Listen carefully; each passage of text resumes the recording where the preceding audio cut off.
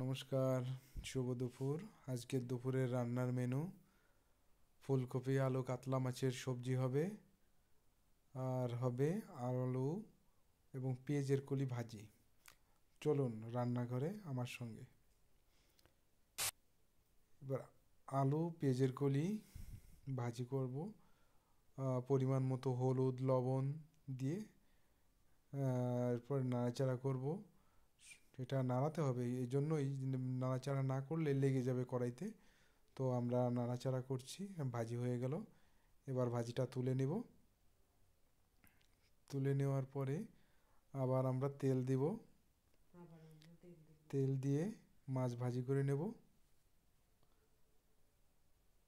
মাছগুলো সুন্দর করে ভাজি করে নেব। ভাজি শেষ, তেল দিয়ে নিচ্ছি।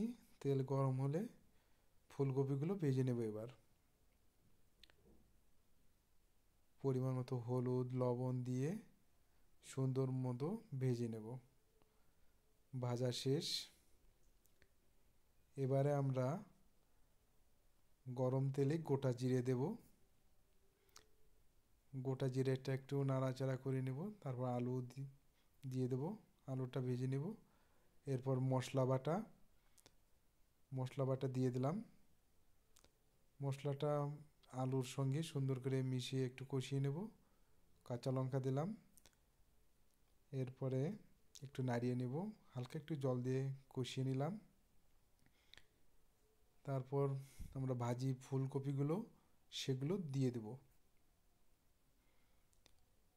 এবং সুন্দর করে মশলার সঙ্গে মিশিয়ে নেব এবং একটু কষিয়ে নেব। পরিমাণ মতো জল দিয়ে দিলাম এবং সুন্দর করে মিশিয়ে দেব সবজিগুলোর সঙ্গে। এবার আগুনের হিট হতে থাকবে। মাছ দিয়ে দিলাম। মাছগুলো দিয়ে 2 মিনিট আমরা জ্বালাতে হবে। হ্যাঁ, আমাদের মোটামুটি রান্না জ্বালানো শেষ। তারপর আমরা তরকারিটা নামিয়ে নিলাম। নমস্কার।